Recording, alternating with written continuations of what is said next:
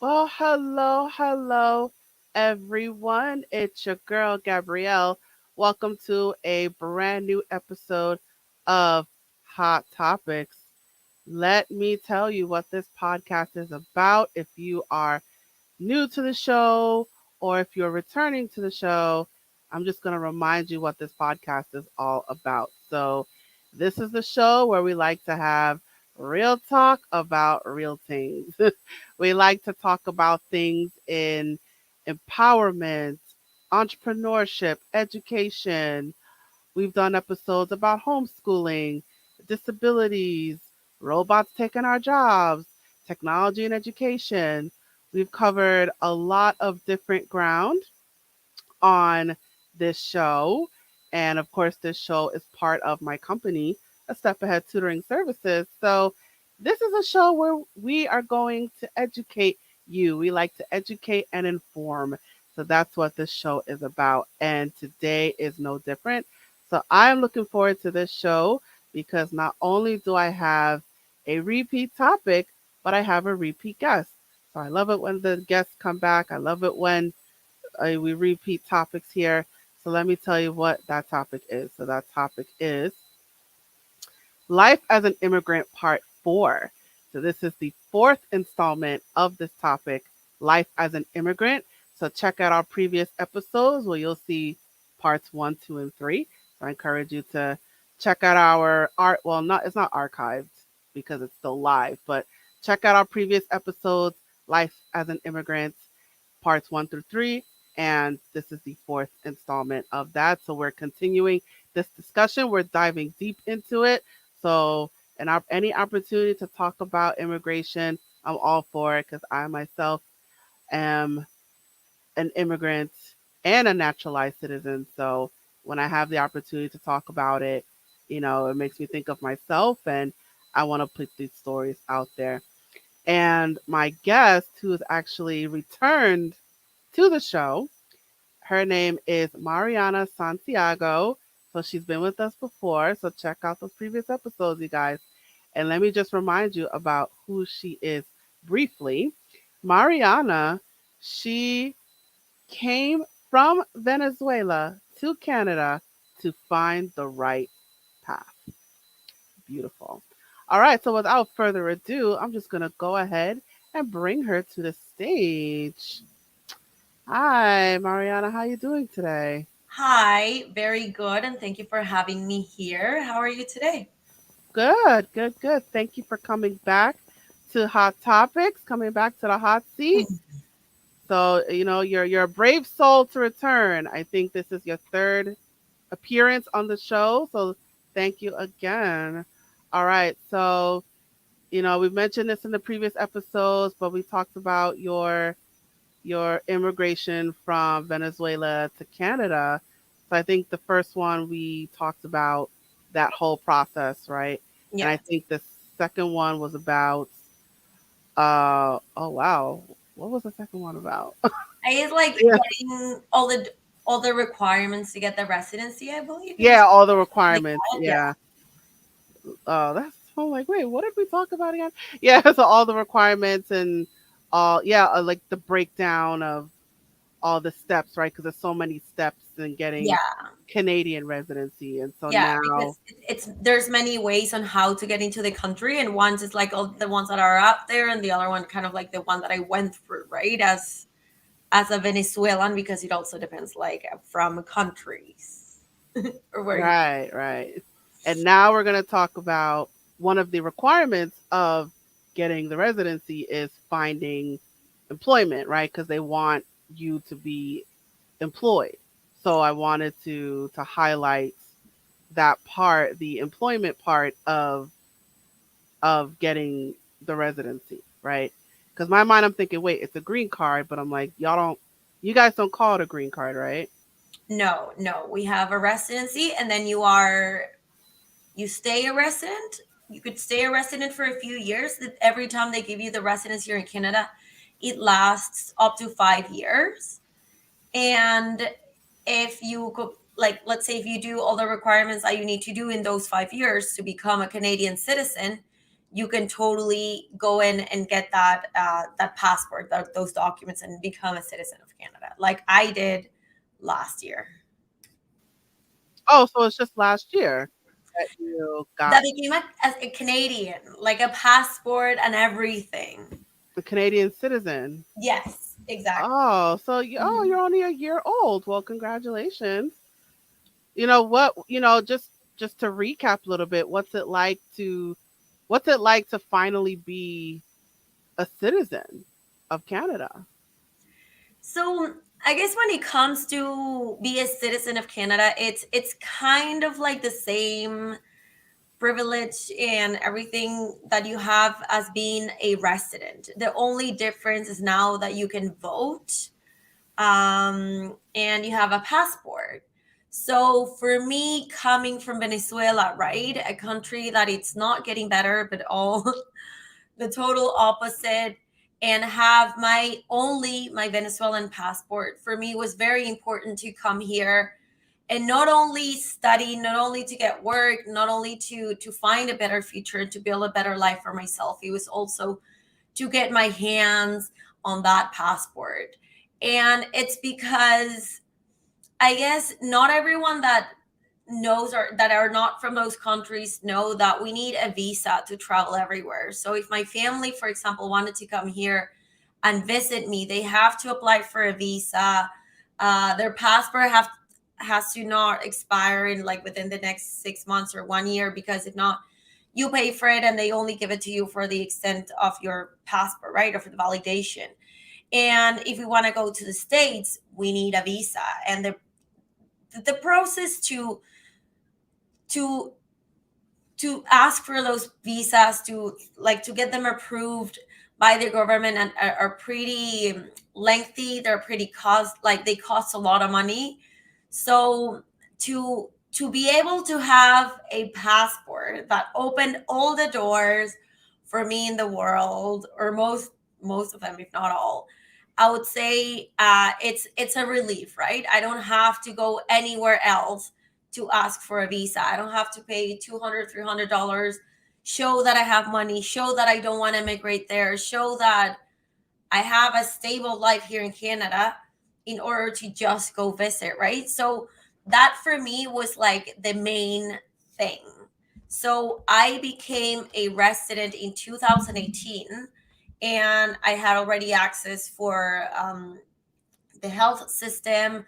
I could ask for my parents to get a super visa, or I could ask to sponsor them, because as I said, like as a resident, you get everything, pretty much everything that you would get as a citizen. I get like English classes for free, French classes for free if I wanted, through the government. They also have programs that they help you to find jobs. Doesn't mean that you're going to find a job, but I mean they have programs to help you do that. And yeah, you, let's say you get all the perks. They give you a residency for 5 years, and within those 5 years, you have to be in Canada for at least three, physically in Canada for at least three. The only way that they could consider if you were away, and they are going to count those days as if you were here physically while you were not, it's because you're hired by a Canadian company and you had to travel to either expand their business, to sell. That's the only way that they would count those days while you're away as you're being here. I don't know if I'm explaining myself there. I Um, hear you okay, are, you are. perfect. So once you have those 3 years out of five, you can now apply for citizenship. And that's when, so for the residency, you already proved most of the stuff. For the residency, you already took an English test. You either brought a lot of experience, or you worked here, or you studied here. You showed your age, you showed your finances, you showed where have you lived in the last 10 years, where have you traveled in the last 10 years. If you lived for more than 6 months anywhere in the world, you would need a political, no, sorry, not a political, like a criminal record from that place that you lived. So, or a fingerprints, depending on the case. But once you are able, once you have those 3 years as a main thing, I think it's like 1,300, no, like almost 1,000 something days. And I don't know if it's like 12, 13. I can't do the math right now. But um, you can apply for citizen. They actually I'm not too familiar with it, how the system is in the States. But in Canada, it's pretty, let's say, it's pretty self-explanatory. So when you go in and you see, okay, do I have the days, like I travel here and there, do I have the 3 years for me to be able to apply for the residency? They have like a calculator where you put all of your trips. You say, I got my work permit here, I became a resident here, and the calculator tells you you have the dates that you need, the days that you need, or you don't. So that it's pretty cool, because I can give you a fresh example. A friend of mine was like, Mariana, help me out. I I can't apply for citizen now, and I want you to help me. And I was like, when do you become a resident? When do you travel? Right? Give me those dates, because he said, I became a resident 3 years ago. And I was like, when did you travel? He's like, yes, I traveled for about a month. I'm like, then you have to deduct that month out of those days, right? So I was like, you know what? Let's make it easier. Go to the calculator. He went, he realized that he had to wait until April, and this conversation was in February, for him to be able to apply. So once you have that, it's a matter of proving, well, paying the fees, of course, but I mean, showing again where you lived in the last 5 years. So that's a good thing. For residency, it's 10 years. For citizen, it's 5 years. So where do you live in the last 5 years? Where do you travel the last 5 years? Where do you work, and what position did you hold in the last 5 years? And once you have that, before, in my case, I sent it everything in like hard copy, and you send two IDs. um I don't think they ask you for citizens any type of banking information. I'm not too sure. But once you send all that, you wait a few months, and they tell you if it's approved, that you're going to get like your passport. What? No, sorry, that it's approved, that you're going to do your citizenship test. And then they tell you when the date is. They tell you like a month before, month or so. You do the test, and then once you pass the test, they take a month to kind of like approve that your score was valid. And once you have that, there's other few months that go by when they tell you when is your ceremony. And once you do your ceremony, around 10 days after, they send you a document, and you can apply for the passport. So for me, I've been here, what, like 8 years. And even though I was a resident and I had all the perks and I was working, and I could have stayed that way, right? But I mean, my goal, as I said before, it was to get that passport, that ticket to fly everywhere in the world with no questions asked, like, put it that way. Because coming from a country like I come from, they all think that you want to stay there. It doesn't matter where you go. They think you want to stay there forever, like with no money. They just assume that you want to be there. So that takes, let's say, a big load out of my like mental peace, to be able to travel, and I know that I'm not going to miss a flight because immigration is like making my life impossible, so that for me was like huge. It was my main goal, and I was like, once I have my passport, my Canadian passport, I can go anywhere. I can go back to my country. That's not an option, but me talking out loud, right? Like, I could go anywhere in the world. I could work remotely. I don't know. I could be gone, but I need that passport. And I think it's a mentality of most of the people that do all the work to be here. And because I wouldn't say immigration is easy, but once you do all the hard work and you get that document that you were waiting for so long. Yes, you said many times that you would go, but what I see is that most of the people stay in this country that has received them open hearts, with open hearts. So I think it's pretty interesting, how a lot of my friends, a lot of people that I've known, they're like me, once I have this, I'm gone, and they have it and they're still here for whatever reason, because by the time that they got their passport, they have like a great job, or they found their person, they're building a future here, they bought a place, like so many things that you have when you actually achieve that, let's say, that pedestal, that it's very nice to have. It's a great feeling, and I think it's what at least people from Venezuela that don't have any other passport, or even the people that have passports from Europe, they they look for that document because it means a lot for us, and also to be part of another culture, right? But I think that's something that grows in you more with the time. Yeah, and I think when when you've been on this journey for so long and you went through so many trials and you spent so much money and it's an emotional trip, right?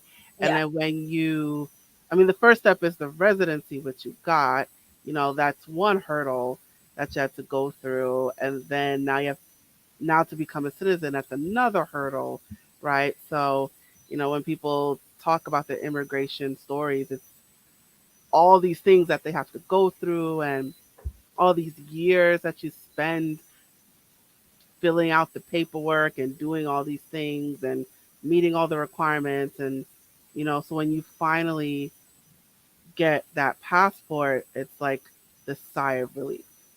Yeah, t- totally. And it's like, I feel like it's so many worries. I was telling I listen to a lot of podcasts, and I'm like, everyone's talking about a therapist. So I was telling my therapist, I'm like, go to therapy. That's what I hear in every podcast. I was talking to my therapist, and it's funny because she's like, how are you today, Mariana? And I'm like, I'm annoyed about the weather. I'm like, and I've never been 8 years I've been here in Canada, and the weather has never even bothered me a little bit. And it's funny because a lot of people are like, oh, Canada, how's the weather? Like, yeah, you can't stay because of the weather, right? And I was like, the least of my problems is the weather. That is the least of my problems. Like, I have so many things going on, either like my documents, either like a job, or like, also I feel like until you don't have that citizenship, that passport, that beautiful document in your hands, you always think that anything can hurt you. Like, let's say that you had a bad experience at work, and I don't know, that boss, maybe when you're applying for your citizenship, that you have to say, where do you work? You think, what if that person talks about, I don't know, they call him, the government calls him, and they're gonna say, no, I hate Mariana, don't let her stay. You never know. It's like a thought that it haunts you forever, right? Until you have everything. And I feel like it's that, like the job, the documents, like financial, let's say, stability, also with, well, of course, inflation, and the prices of how everything is going. It's so tough that I was like, I'm like, I feel so Canadian now that I'm like worrying about the weather. It's something that I never felt before, and it feels weird, even though it sounds dumb. It's like, or simple. It's so weird to now be worried for something that it never bothered me before, because I had so many things to worry about. Right. And so now you were so worried about, getting kicked out of the country, right? That when you finally got that passport, like not even the residency, but when you got the passport, when you reached the final destination, right? It's like all those worries went away, and now you feel like a Canadian, and you can worry about Canadian stuff like Exactly. the weather. Yeah. And it's funny because I had a friend who left. He was from Venezuela as well, and I remember I saw him, I think, the beginning of the pandemic, or like a year after. and well, in the middle of the pandemic still. He was like, no, Marianne, I'm gonna go to Italy, I'm done. And I'm like, and there's a question that any immigrant that is waiting for a passport here would say, are you not gonna wait for your passport? And he's like, Mariana, I have my European passport. And he was like, I just can't take it anymore, right? And I mean, that's good that people that have like another passport that is not only the Venezuelan one, which is like a red flag walking into every airport. Like, I want to stay, I want to be illegal forever, right? Um, but it's, I also have friends are they do have their documents from Europe because of their parents, because of their grandparents, right? Because we have some immigration from Europe in Venezuela, that they're like, no, I actually want like another passport, because it also, Canada gives you that security, right? Like, of being accepted everywhere else, kind of thing, without questions. It's like I say in my comedy. I don't remember the joke because I think I was writing it. I don't know if I tested or not, or it was like a draft. But it's like, it's when when as a Venezuelan you go into an airport, you feel like you're a drug dealer, because it's like you're so scared. You're like, you're going into the States and they're like, what do you bring? Where are you, like, where do you work? Where how many do you have? Who do you know? Are you gonna stay? And you're like, no. Like, it's so, you're so scared. You're not doing anything. You're just maybe trying to visit family. Maybe you're doing, like, I don't know, going on vacation. And it's insane. I don't remember how the joke was, but it was like around those things. But it's because it is insane. It's like you're treated like a criminal. Like, what do you? Why are you here? What are you doing? Where are you going? Who do you Yeah. know? Even like, imagine how crazy it is. And I guess people don't know, right? Like, I don't know a lot of things that are going on in the world because I'm not familiar with it, or I haven't read about it, or somebody hasn't told me. But I went to, when was, I think it was like 2 years ago, to Mexico. And that's when, in the States, the lottery thing that you can apply and you can win the green card and everything. Yeah. They took Venezuela out in two, well, that was, I think, before pandemic then. No, that was after pandemic. Yeah, that was like 2021, I think, or 2022. 2021, let's say. I Hmm. went, so they took Venezuela out, and then all of a sudden Mexico was like extremely cautious with every Venezuelan that would cross the border, because they thought that any Venezuelan that would get in Mexico, it would like go straight to the States. And it's like, first, we're not like that. Like, that is not going to happen. But so I went to meet my dad in Cancun, Mexico, and I printed a bunch of documents, like where I worked, that my cousin made out like an invitation letter, everything. And I was on my own. My dad was able to go through fine. They asked him, do you have a US visa? And as soon as he said, yes, I have a US visa for like the next 10 years, they were like, okay, you're good to go. But if you didn't have a US visa, then it's even harder, right? So I was there in immigration waiting for my turn. And there's this family of, I think it was like parents and two kids. And the guy, the official, was asking the kids, what is the where does your dad work? What is your mom's birthday? What is her name? What is his name? How's your little sister's name? And they would ask the little one a bunch of questions as well, like a lot of personal questions. Imagine that you're just there to have vacation, and you could see in the line parents freaking out, like, you answer this, don't you dare miss it. And imagine the pressure on a, like, a 5-year old or like 3-year old, that it's like, who's your mommy? And this kid is like, I don't know. Like, what if they didn't answer right? Are they going to be like, oh, sorry, you're back to your country and you wasted your time, your ticket? I saw that, and it was killing me inside, of how we are being treated because of like the political situation, of course, everywhere in the world. And I'm not saying that Mexico is more or less than the States, but it's like, what? Like, it's blowing my mind how like grinded we're getting to only get there like into for a vacation, right?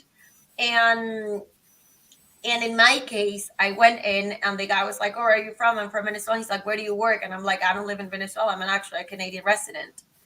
And he's like, I think I was being super smart. So I took my residency card out and showed it to him. And he's like, "Yeah, here you go. You can go." And I was no questions asked, no nothing. Where do I work? Nothing. Nada. But I can tell you another time I was traveling. I think I was coming from Europe to here, but I had to do immigration somewhere in the States, and I'm walking with my carry on, and I already went through immigration and everything, and a guy just spots me walking with a bunch of people, and he's like, "You come here," and he takes me into like not a little room, but like an area where you could see that it's kind of like another part of immigration, but it's completely closed. Maybe there's like two people working there, but it's no regular people there. And he's like, "Where do you work? Show me your email." Also, like, I don't travel with data, for example. He's like, "Show me your email. Show me that you actually work there. Do you have a business card?" And it's like, I was just walking to my airplane. Like, I'm not even getting out of the out of the airport here, right? And it's crazy. And it was, I don't know how he identified me. I don't know if it was like I was tagged as soon as I left immigration. I don't know what happened there. And also in those situations, you don't even ask, right? You're just following instructions. But yeah, the guy had like a very hard time like believing that I was um like a resident of Canada. I think I was a resident already, and he was like, "Why?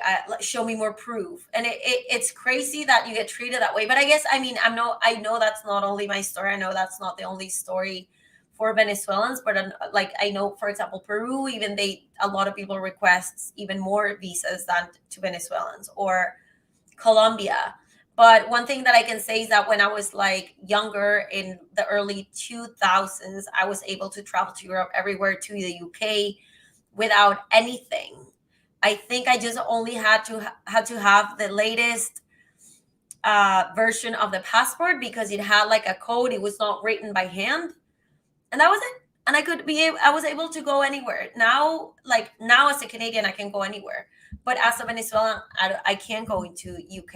I can't go into, I think, even Dominican Republic is asking for a visa for Venezuelans. Like, it's crazy the amount of countries that have joined this. I get it. Like, I understand it's because of our political situation, but yeah, it's tough to live through that, especially if that's the only document that you have to identify yourself internationally, right?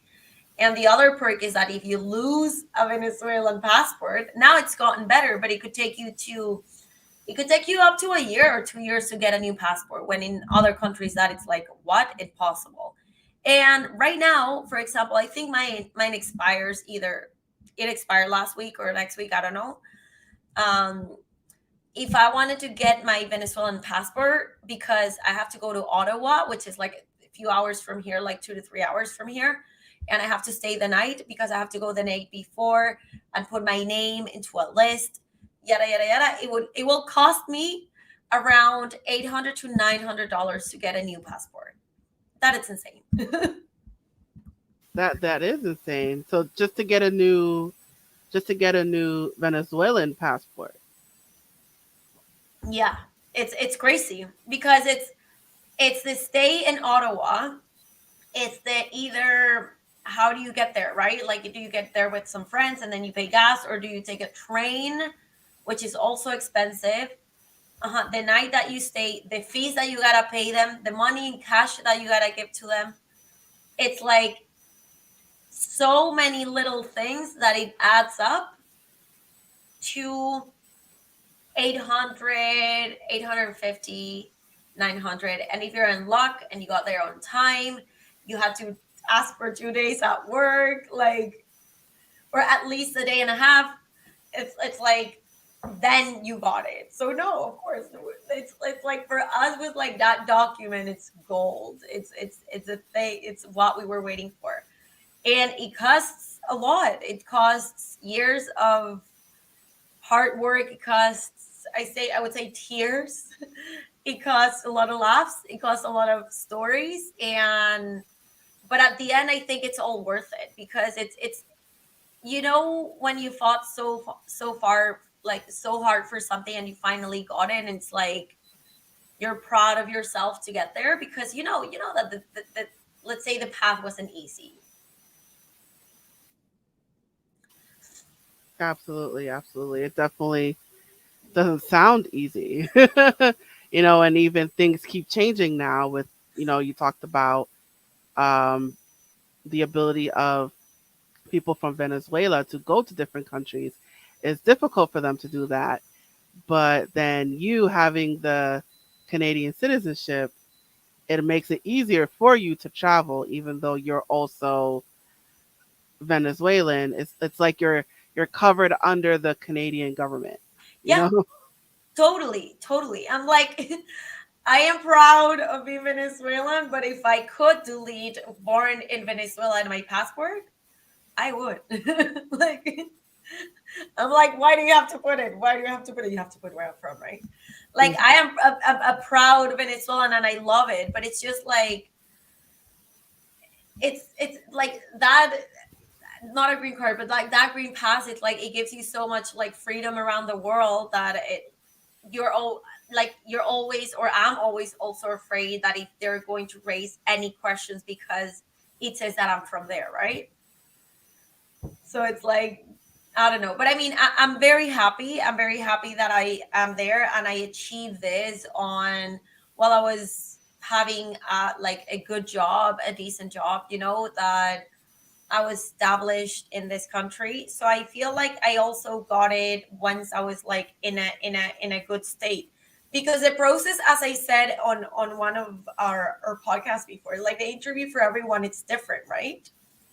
And sometimes you could get her either faster or like slower. I've had people, I know people that have been here for like 10 to 12 years and they just got the residency, or they got here just as me and they just got the residency and I already have the passport. So I mean, it depends on every case, but I feel like I've seen cases. I don't know how those work, but I guess people that were working outside before, or they came on a different status and they got their passport within like 2 to 3 years. That's pretty fast forward in those processes. But I feel like once you get that document, you're very well established in Canada or established on where you are. And I think it's nice. It's a nice thing to have when you are, with your both feet on the ground and not when you're like still kind of like lost.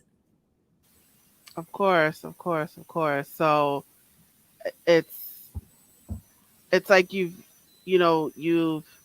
achieved the point of stability, right? So it's knowing that you're covered under the Canadian citizenship, and while you're still maintaining the Venezuelan citizenship, Yeah. the fact you travel under the Canadian citizenship, right? Because you know that it'll be easier for you to travel around and you're aware of the political climate. So it's sort of like you it's like you have two identities and you're picking the one that will make things easier for you. Oh, 100%. It's like I don't want anything else to be to be harder. It's enough. But yeah, no, for sure. And it's funny because once you get it and you see my friends and everyone, it's like whoever, it's like such a big step. And it's also um that it's like I need to travel, I need to feel this power. It's like I need to see it with my own eyes and be like, oh, hello, welcome, nothing else. But yeah, no, funny enough, I could travel to Venezuela and I could go in with my Canadian passport, but if I'm Venezuelan, I need a Venezuelan valid passport to be able to get out. So if I go tomorrow, odds are that my Venezuelan passport expired, like either again this week or it's about to expire next week. I won't be able to get out. Even if you go in with the Canadian passport, you can't use it to go out. No. That's weird. Why is that? I think they just want you to pay for the passport. That's about it. Like just give me, because if, and you see people that don't have family in Venezuela, that they have no reason to go to Venezuela, they don't renew their passport because what for? What is going to happen in Venezuela that is going to make you go there? Absolutely nothing. So you get to travel the world and with your Canadian passport. In my case, my entire family is in Venezuela except for one of my sisters or some uncles here and there and or some aunts. But yeah, if something happens to my dad tomorrow or to my mom tomorrow, I will have to go there like ASAP, right? And I'm like, I know I have to renew it sooner than later because I don't want to face the fact that I have to just run without my proper documents on hand. But I need to do that, right? It's something that I need to, because if not, I'm not going to be able to get out, or I'll be stuck in Venezuela for who knows how long until I get my passport. So it's crazy. So it's more of a logistical thing because your passport is about to expire, so you can't really travel with an expired passport. No, with my Canadian, it's brand new, so I have it for 10 years. The Okay. Venezuelan, it's either it either expired last week or it will expire next month. But I know it was in March. In March, my passport was going to expire. But I mean, if I were if I if something happens in Venezuela that I need to be there tomorrow, I will get stuck there because I didn't do the diligence of renewing my Venezuelan passport yet. But yeah, the people that don't have any family there, they they don't renew it. So I feel like this is a way of Venezuela being like, you pay for the passport. You pay. If you want to come here, we're not gonna make it easy. I think it's part of like how Venezuelan acts nowadays, I guess. Probably, yeah. So now, and I know we're supposed to talk about the employment part, but we kind of got away from that. But so now, do you see yourself? Let's okay. So can well, I guess I don't want to ask you what your financial situation is, but assuming you have the money to renew the Venezuelan passport, would you do it? Yes, of course. But it's like, right, it's like, do I want to spend almost $1,000 to do it right now when I could use those $1,000 to other things, right? It's like yeah, I get to pay my rent. I can do my groceries. I do my things. I don't live like a queen in Toronto, no, sadly. But I mean, it's like, do I actually want to do it? No, like if I could stretch it a little bit more, I would do it. But I'm a lot of people that are like, no, what if my something happens to my mom or my dad and I have to go there tomorrow? They will go and do it. It's just kind of like the inconvenience, and like again, you have to ask work for a day. And I had this conversation the other day with my friends, and I was like, I don't think I'm going to do it in March because I'm traveling in March. I'm traveling in May. I have I'm working on my brand, right? Like I'm paying this mentor to help me out with my things. I'm doing courses. It's like so many things that are in my pipeline that require a bunch of money from me, that it's like, do I need to go to Venezuela right now? No. I'm like, am I willing to risk it to go there and then see how do I figure it out like in the shortest time possible? Sure. Because it may be even easier in Venezuela. But I mean, the idea, of course, is that I do it sometime. I said that I would do it in April, but yeah, I don't think it will happen in April. Maybe I'll do it in the summer. And the other thing about Venezuela is that you never know how the situation is going to change. Maybe I'll say in August, okay, I got the money right now. Let me go and do it. Um, and maybe they're going to be like, oh, we ran out of paper, get back to us in 6 months, because that happens, things like that happen. So it's like the agony continues, right? So you have to be financially, and which goes to show that immigration is a financial burden, right? So you have to have the money to renew the passport, but then it's so the whole immigration thing with Venezuela in particular is so volatile that it could just flip flop on any moment. Yeah, no, no, 100%. And if I was able to do it, but I guess it's not in my top of mind. Now that I was talking to you, you asked me, I'm like, oh yeah, that's true. My passport, I don't even know when it expires. I know it's this month. But yeah, it's definitely something that we have to do, but it's like everyone, a lot of people have done it and they're like, it was awful, or like, okay, it went good, but again, you need to travel a day before. It's not even like you stayed here in Toronto, you got to travel to another city, stay there overnight. It makes it very complicated.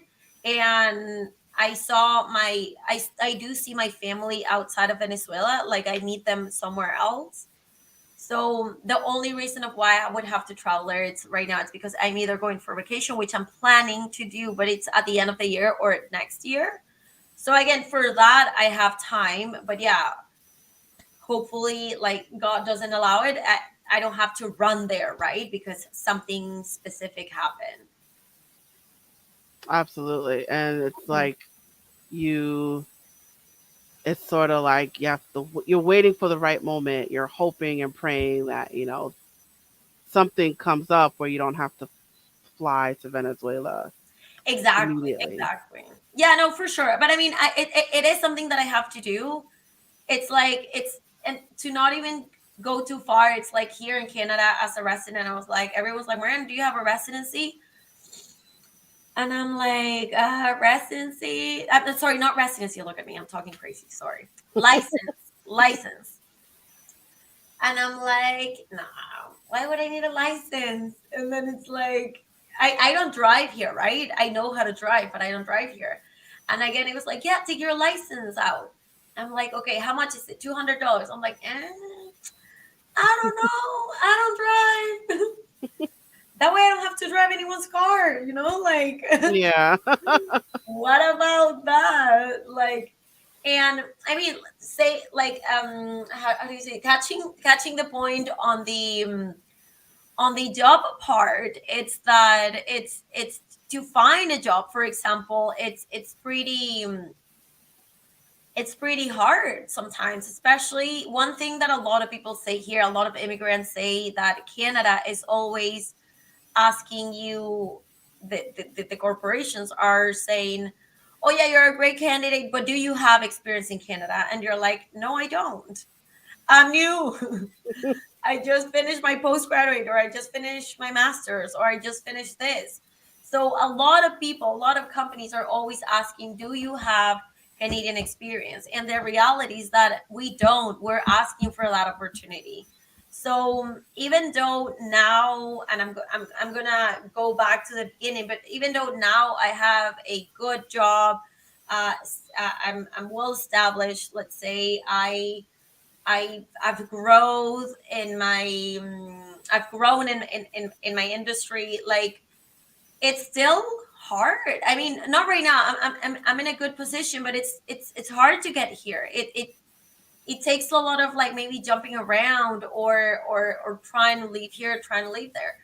But going to the beginning, when you are trying to apply for a job and you are on a residency, I'm sorry, on a work permit, it's tough in the sense that when I came to Canada, you have the choice, you have the option to choose from either study 2 to 3 years, or like do two programs, 2 1-year programs, and that would give you 3 years on your work, on your, yeah, on your work permit. But if you studied 1 year like I did, you would get only one year of work permit. So 1 year of study, 1 year of work permit, 2 or 3 years of study, 3 years of work permit.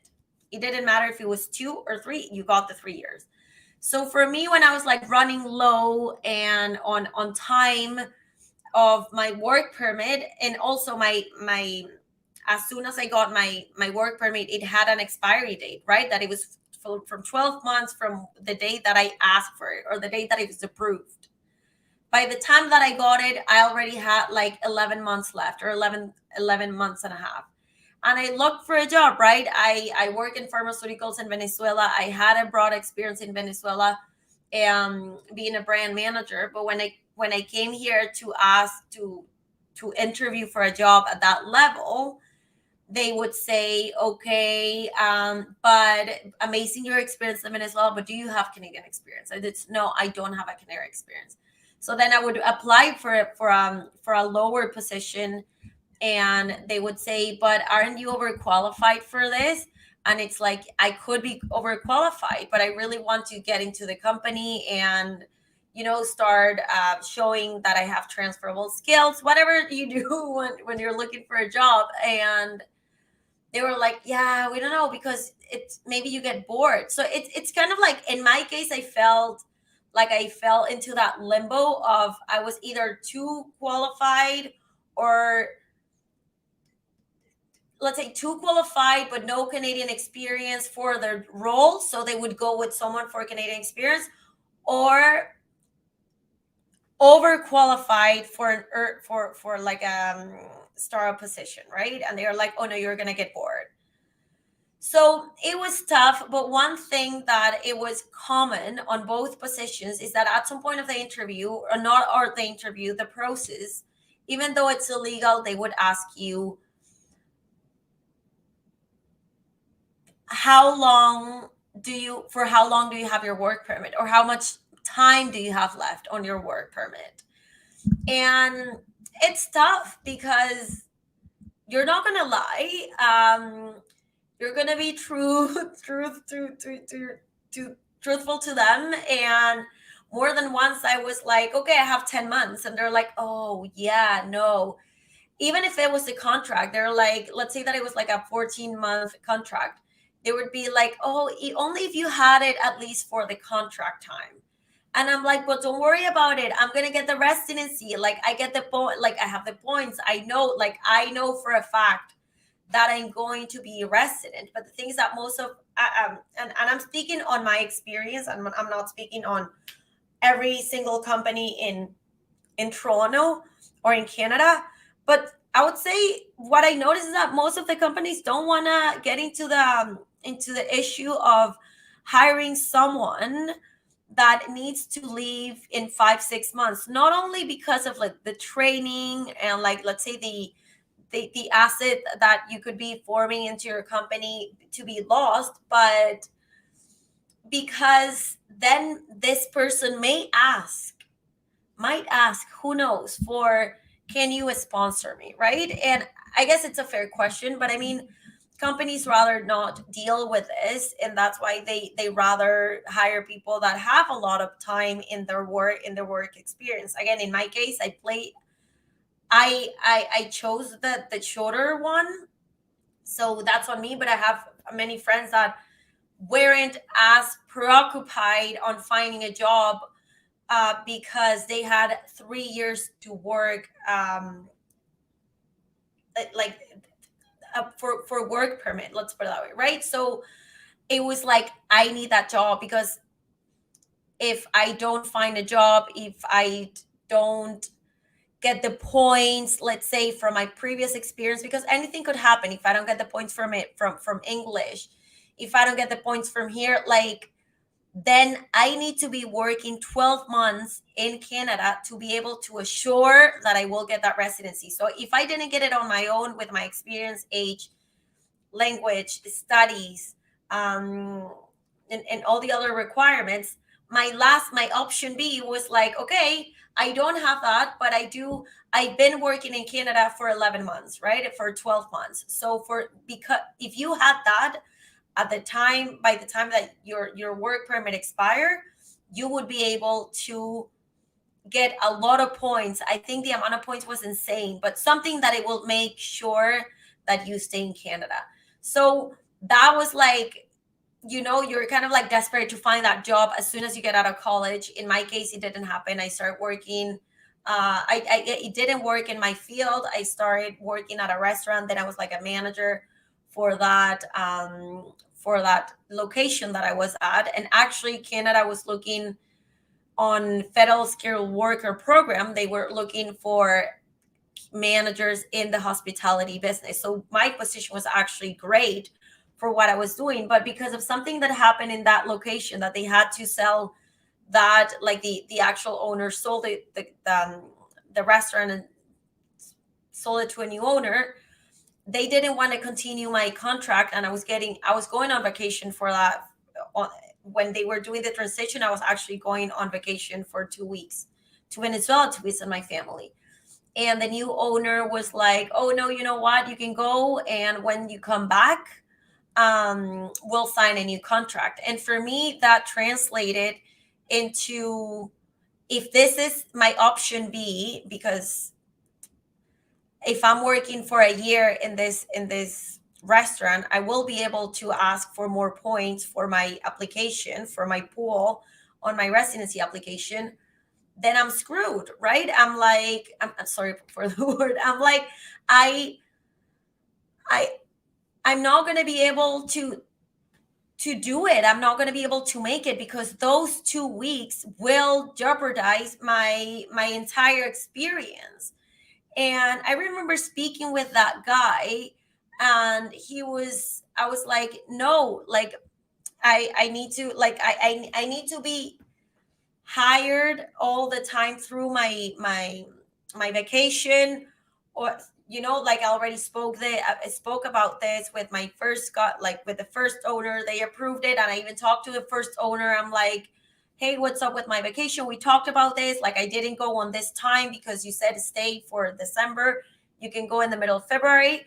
And the owners that were giving that the franchise said, well, Mariana, I don't care anymore. It's not my thing. So I was kind of like in a pickle there, right? Because that was my, even though it was not my first thing of what it was that I was going to ask for my residency, then it was a possibility. It was like let's say my scenario number B, right? If my first thing didn't work, this is what I need. And the guy who was the new owner told me, oh, Mariana, don't you need this for your residency? And I was like, you know what, I actually don't.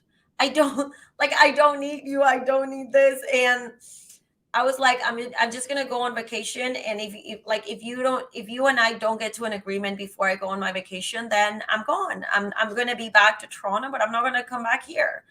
And there, I left. I went to Venezuela, visited my family, came back here, devastated, because with no job, no nothing, again to start looking for a job. And that option B of having 12 to 11 to 12 months of experience here in Canada was going down. It was going down the drain when I left, right?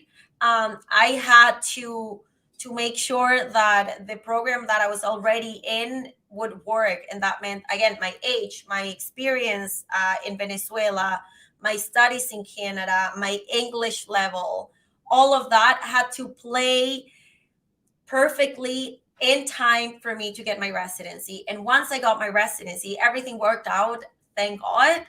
And I do talk about this entire experience in another episode.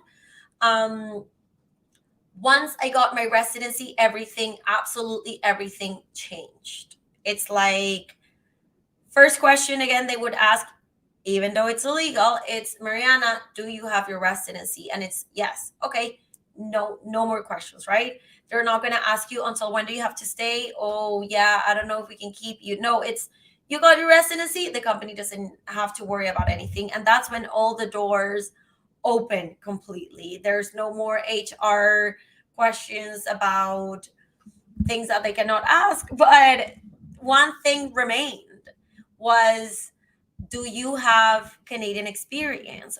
So I ended up falling into finance. I studied business administration, but I worked for about 5 years in pharmaceuticals and in marketing, right? As a brand manager. And that's what I wanted to pursue here. And even though I had my documents, my residency already, I took one filter out of my process. One challenge that I kept looking um, at the processes in my applications was that they would say, do you have Canadian experience? And it's no, I don't, but I have a great experience that I can tell you about in marketing. Even after I was working in finance, I was trying to change again to marketing, and I would say, I don't have experience in marketing, but I have experience in this bank, in this asset management firm, and this happened. I would explain all of my transferable skills, everything that I've put from my previous experience as a marketer in this.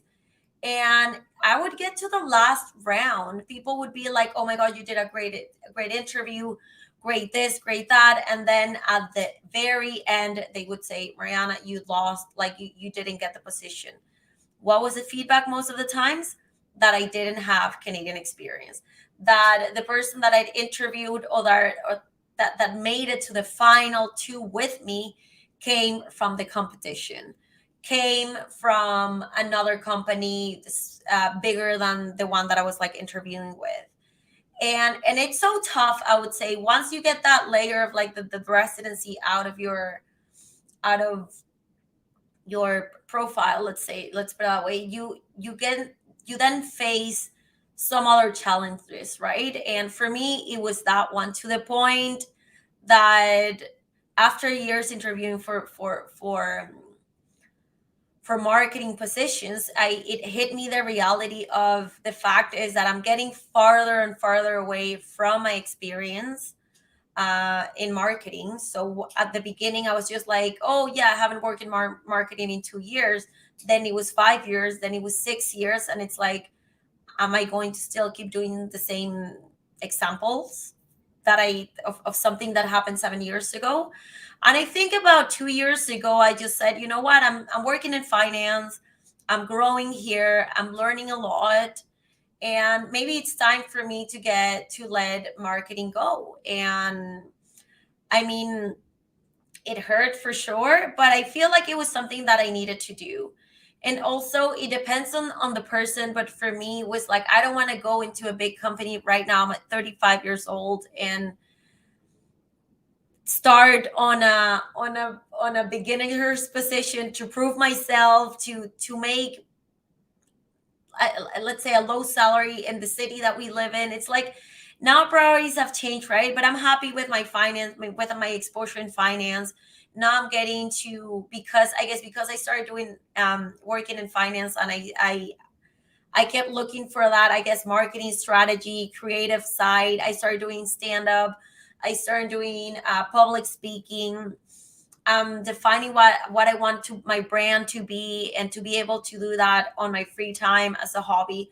And I feel like I'm now, even though I didn't get my job in marketing as I wanted, and I spoke with a ton of speakers. I did a bunch of informational interviews. I think those are always important, to know people inside the company, even though you're not looking for a job. I think that's great to do.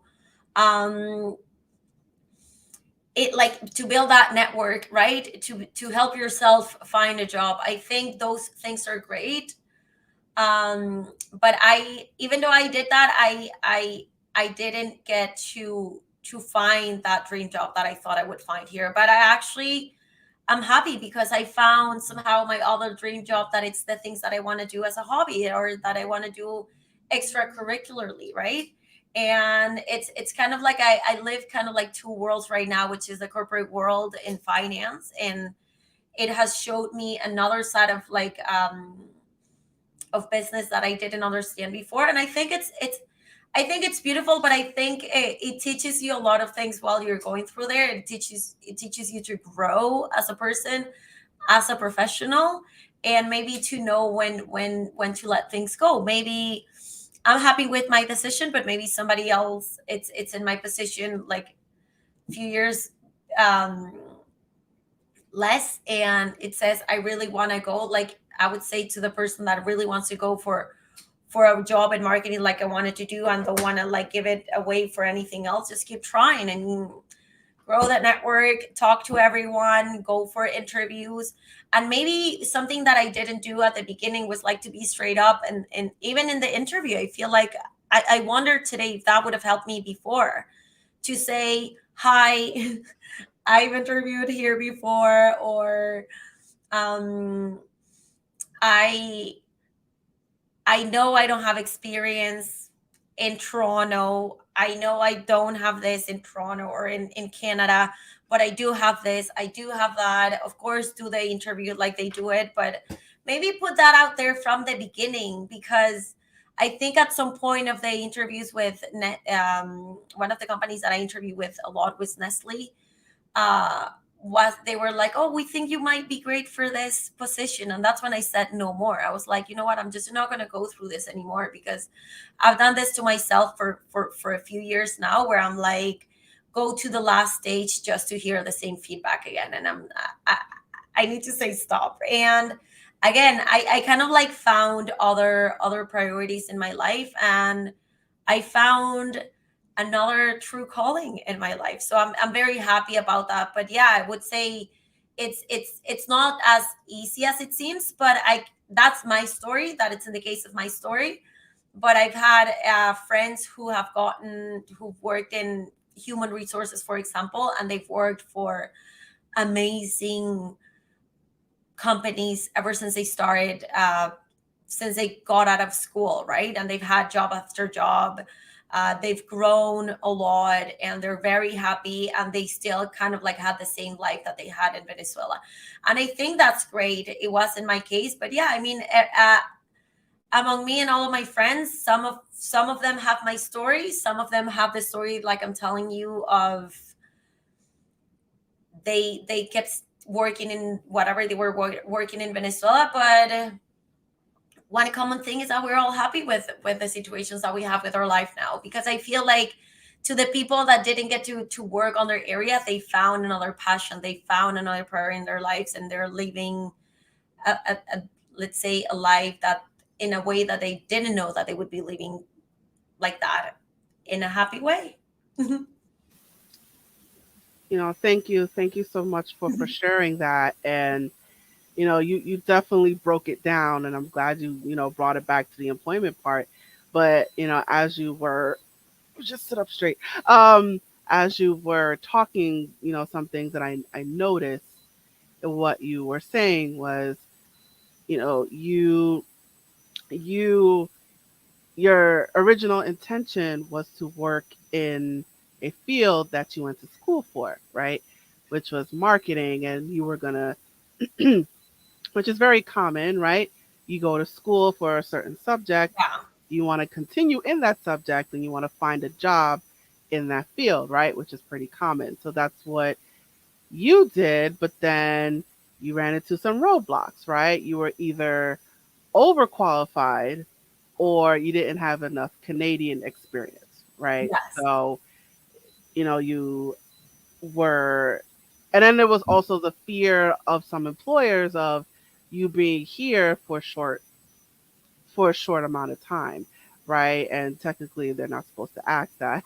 So, so there was a few roadblocks that you went through, and what you did was, and correct me if I'm wrong, but you were desperate to find work, right? This was one of the requirements to get the residency, right? So you just decided, I'm just going to take anything because I'm desperate, and you decided to work in a restaurant.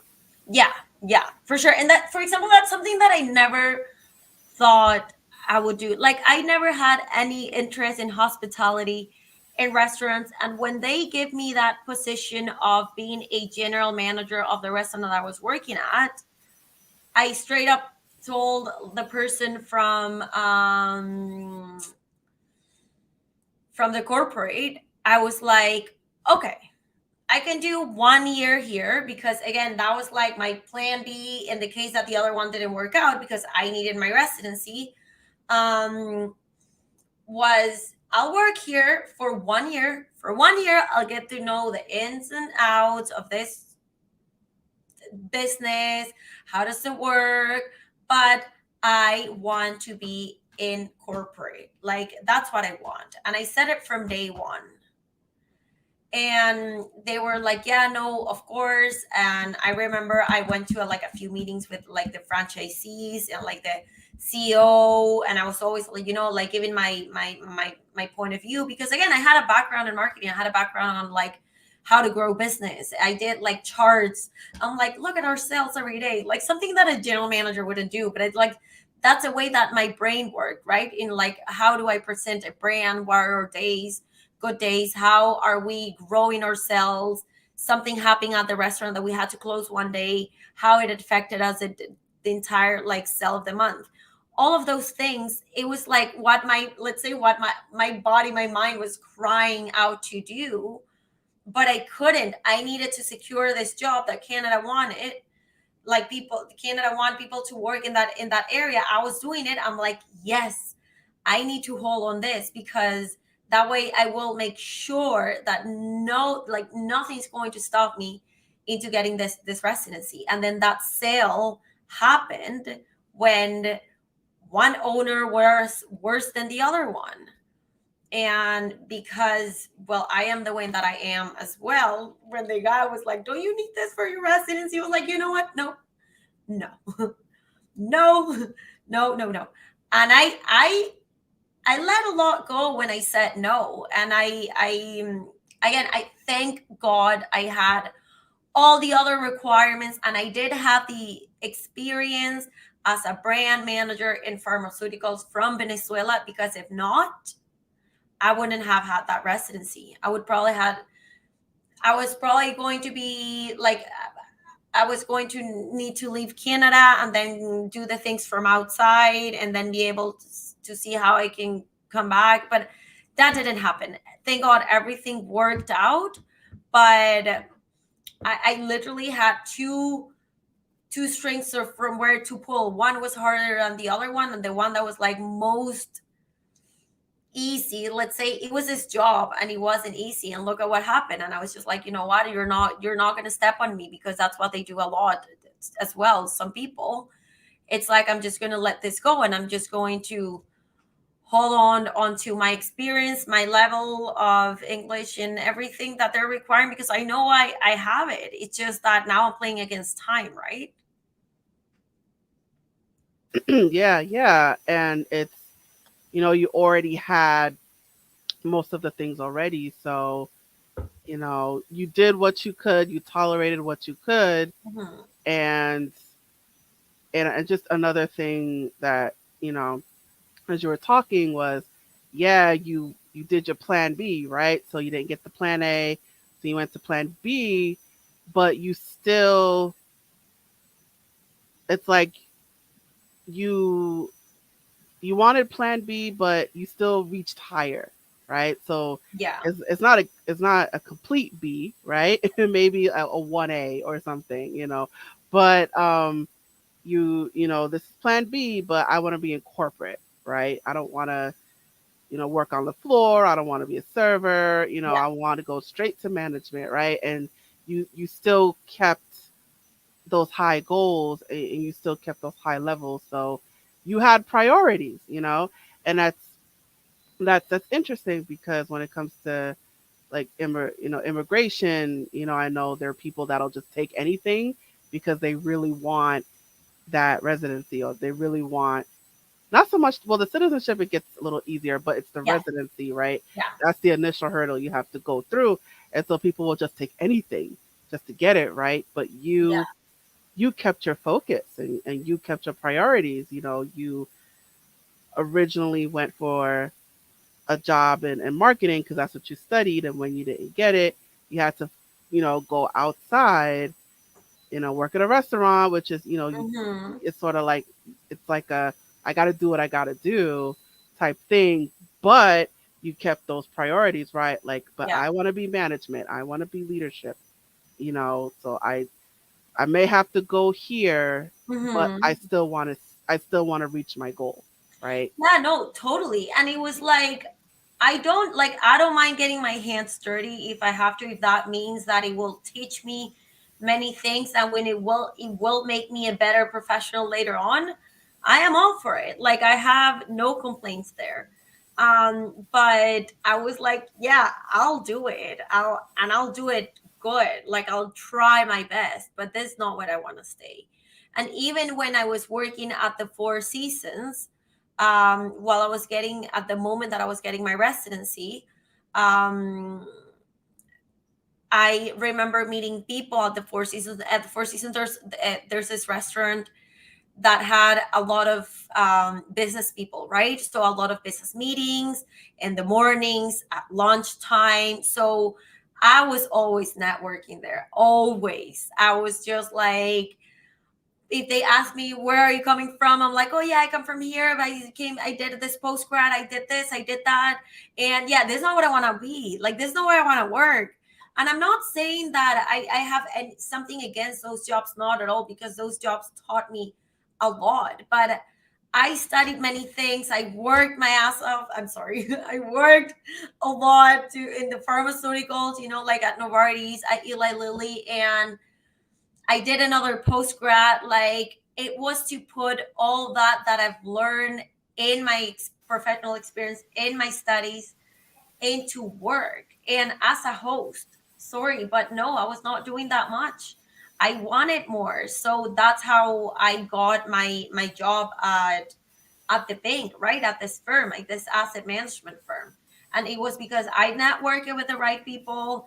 And when they had an opening position, they called me and they said, hey, we're interviewing people that require Spanish as well.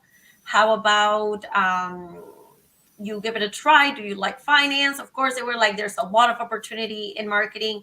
That was a total lie. But I was like, yes, I was jumping upside down of excitement. And I said yes, yes. One was one of the first questions that they did. Do you have your residency? Yes. Okay, come in. And I went in, I won my position fair and square. And yeah, I ended up learning things from something, I mean, from another area that I didn't think of. Marketing, not even close, but it taught me other things, right? I kept trying to get back into marketing, but it was like something that it seemed that the universe didn't want me to get into. Oh my God, that's amazing. So eventually you got into marketing. So after you got the residency, after you got the citizenship, no, no marketing. Never, never, never, You never. never did. So Okay. no, I went to a few interviews in marketing, and I would go to the very end in um most of the processes. And they were like, Mariana, your interview was great, this and that. They're down to three people, they're down to two people, they're down to whatever people. And at the end, the answer was always the same, was they chose the other person because he worked with, I don't know, Coca-Cola. Oh, they chose this person because he worked at this company, at this, I don't know, packaged goods in Toronto. Oh, he worked or she worked at the competition. So it was things that for me, and maybe it's me thinking because I'm hurt, but it's like, this is something that you knew from the very beginning. I don't have the experience in Toronto, yet I still went all the way with my experience from like years ago, from the experience in finance, from the experience in hospitality. Um, and I made it to the final row, and I still didn't get it for that same reason, because, oh no, she doesn't have the experience in Canada.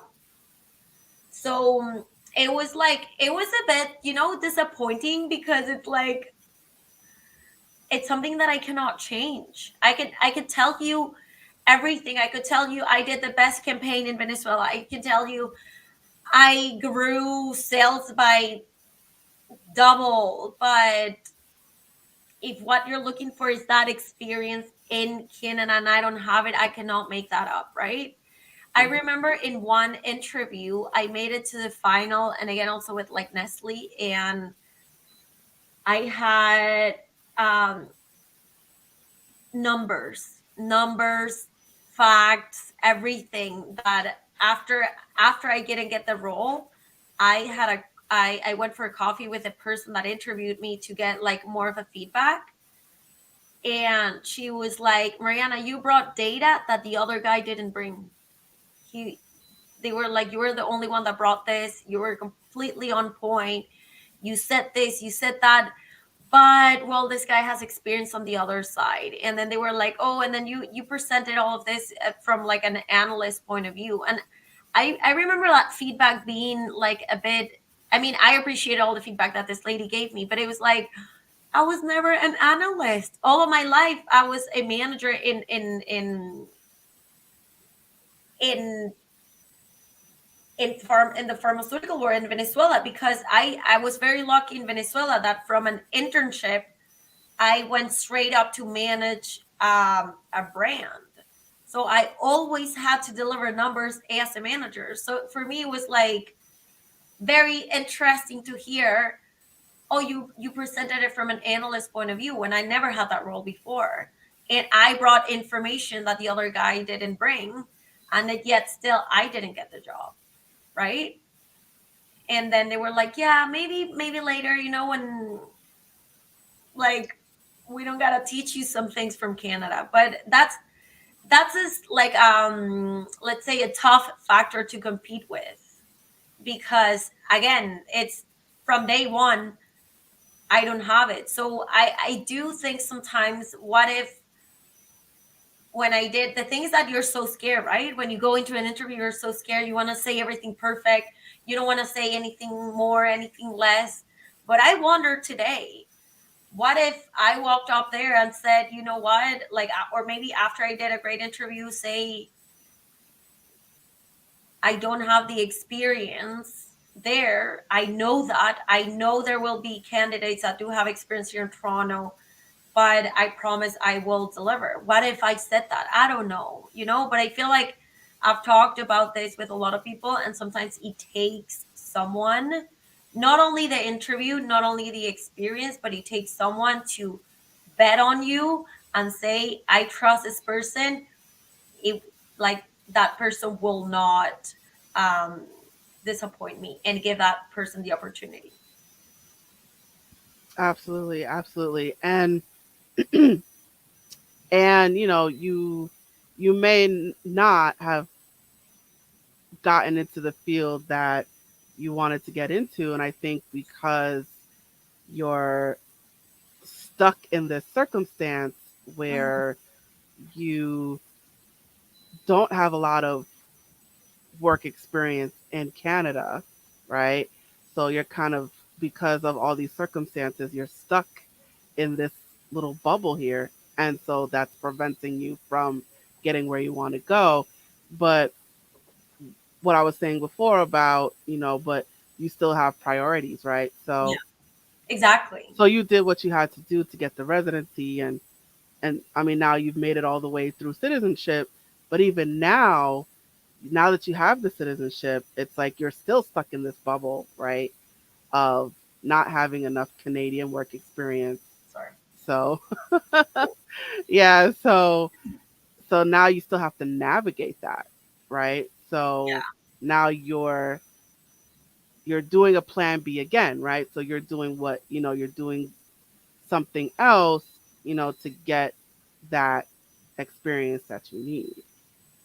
Yeah, and now I like, for example, I know I can grow anywhere in the area that I'm already are, right? Like I know I could go to another firm tomorrow and have more experience, and maybe depending on the type of company, I will get a bit of more exposure into other things that I want. For example, before I was at this firm that was quite a bit bigger than the one that I am today, and I brought all the experience that I grabbed on that company, brought it here, and I've done massive change in this company that I am at.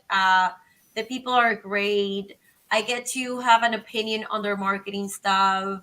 I get to be more involved with everything that is going on within the company, and that somehow fulfills everything that I would, not everything, but a lot of things that I was looking for, right, in those marketing positions. Like now I lead projects that I need to explain to the rest of the employees, and it's something that I like. So now, as you mentioned, priorities, even if I go tomorrow and say, oh, I'm gonna look for a position in marketing, and actually somebody in December was like, oh, Mariana, are you still working, looking for a marketing job? Because I work at a marketing firm. And I'm like, no, because also I've grown so much in this area that I don't want to go into a starting position at a marketing job, because I also have other priorities nowadays. I have a different type of life. I sometimes that risk to go back to zero is to get a job in an entry level thing, to kind of like prove yourself and go all the way up. And that could mean like 30-40% less on your paycheck. And then how do you live here in Toronto, right? Absolutely. And then that's another thing that, sorry. Now it's another thing you have to think about is going back to the financial part. Hmm. So it always comes back to money, right? So it's you have these goals and you have your priorities, and then somehow it always comes back to money, Yeah. right? So it's like you've gotten over all these hurdles, you got your citizenship, and you still have to build that work experience, which is what you're doing now, right? Yeah. And then I don't know, maybe 5 years down the line, maybe you could try again, with the marketing. But it's Yeah, like, exactly. Yeah, right. and at a different position. I feel like from a different point of view, but not like right now I'm good where I am, but not like a year ago, not like 2 years ago that I was like, yes, give me anything. I'll do it. I'll be your slave, like give me everything and everything for marketing. It's like, you know what? No, I'm not. I'm not going to do it anymore. I don't see that as a thing for me now, because I also have experience in my area. I also am respected in what I do. So yes, maybe in a few years I could go like for a position like that, like you mean, and um kind of like have kind of like different requirements, or maybe it's a different entire position, like you can oversee marketing, well, like, and you have this entire area that it's aligned with the experience that I have from here. But I'm not trying anymore to do that jump and prove myself that I'm worthy of the position, because I'm too old for that already. And and you don't have to do it anymore. You already got the citizenship, and you found hobbies that you love, and all this process you found other things that you love, so it's not something that you have to strive for right away, right? Because you Mhm. already got that citizenship, and you can get that work experience some other way. So you already got to where you need to go, and you're already secure enough that you don't have to prove yourself. So now you could just stay right where you are, and build that work experience, and then maybe pursue a different direction. Mhm.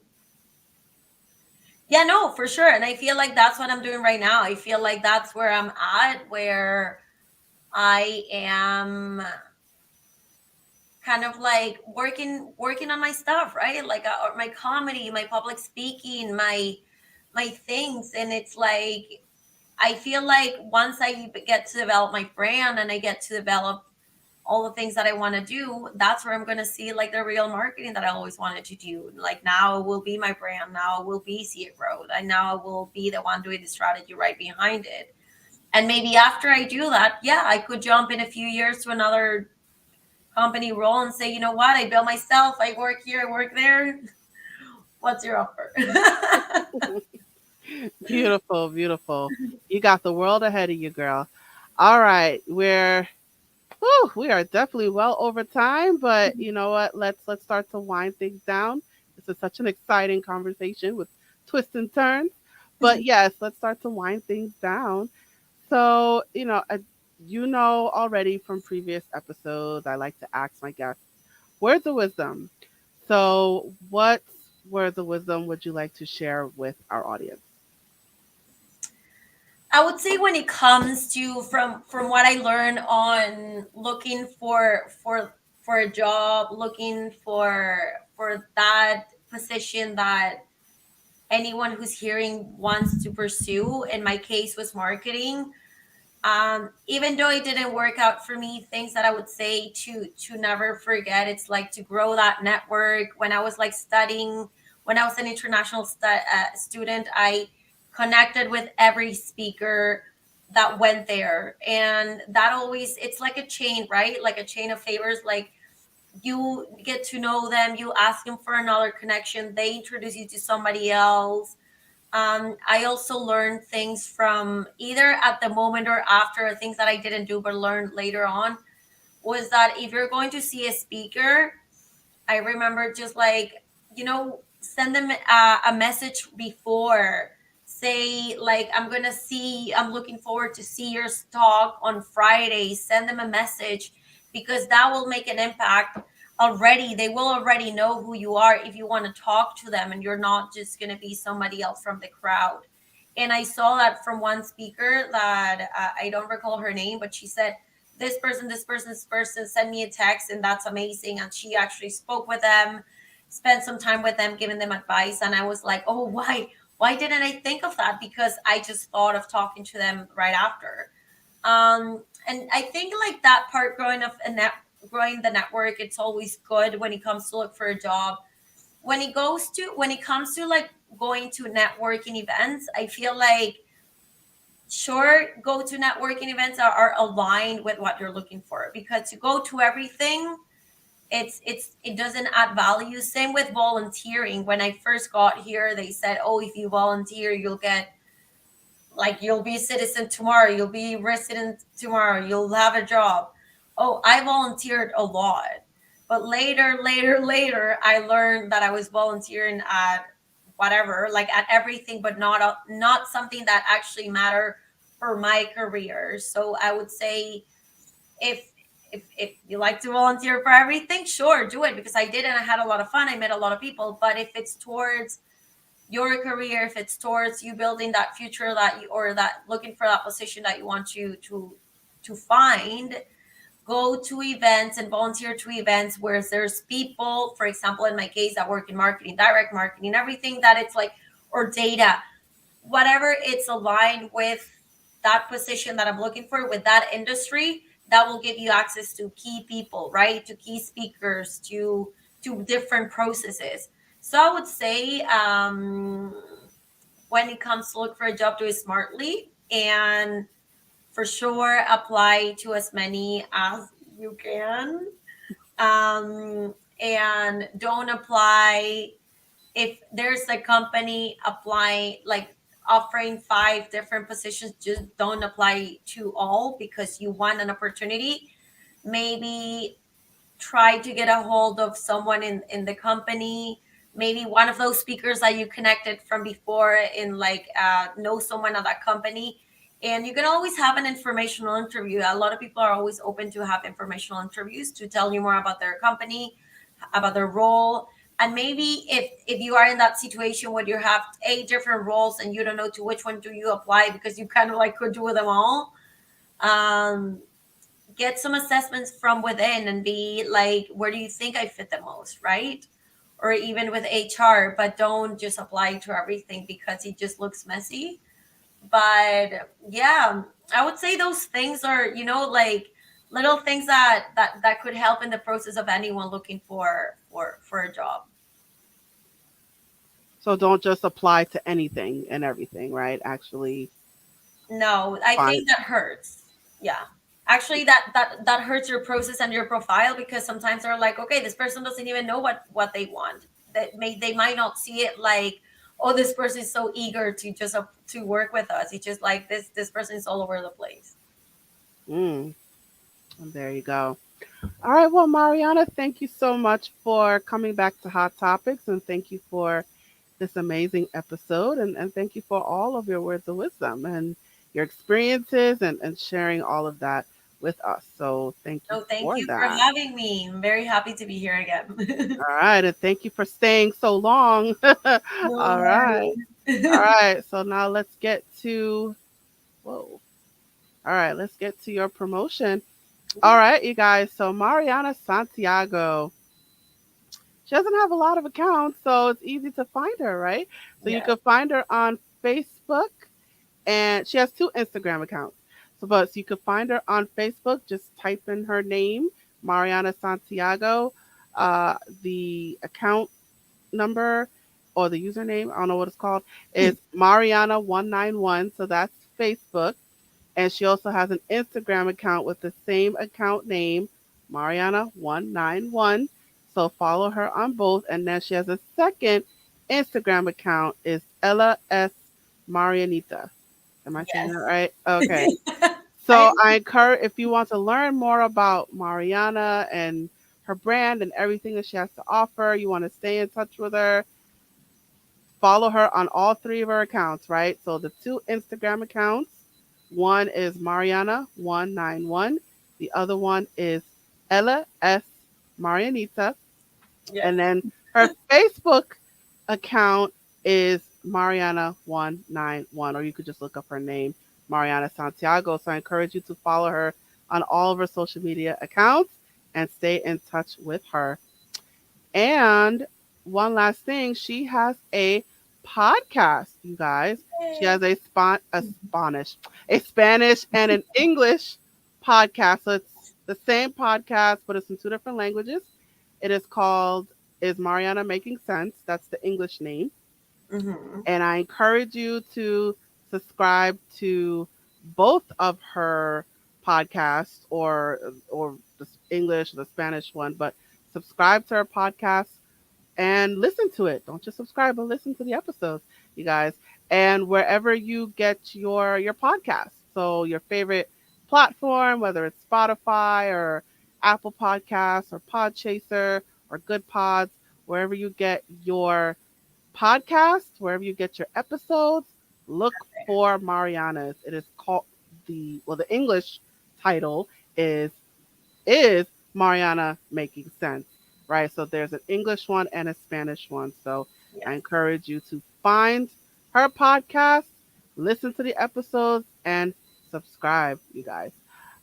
Is there anything else, Mariana, you want to share about your podcast, or anything you want to promote, or anything you want to get out there?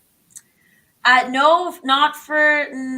I guess add on that yes, my podcast in English is Mariana Making Sense. In Spanish is Mariana con o sin sentido.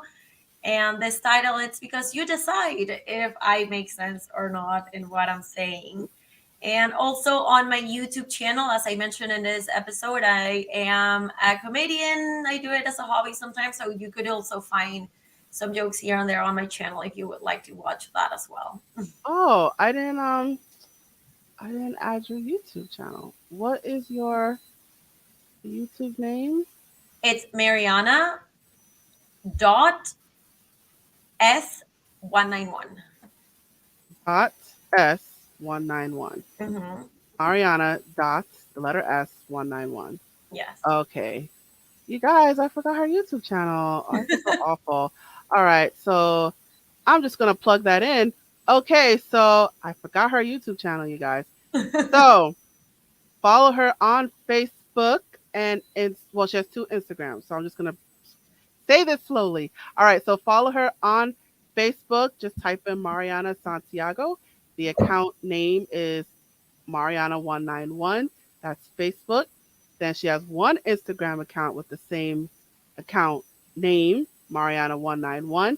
Then she has a second Instagram account, which is Ella S. Marianita.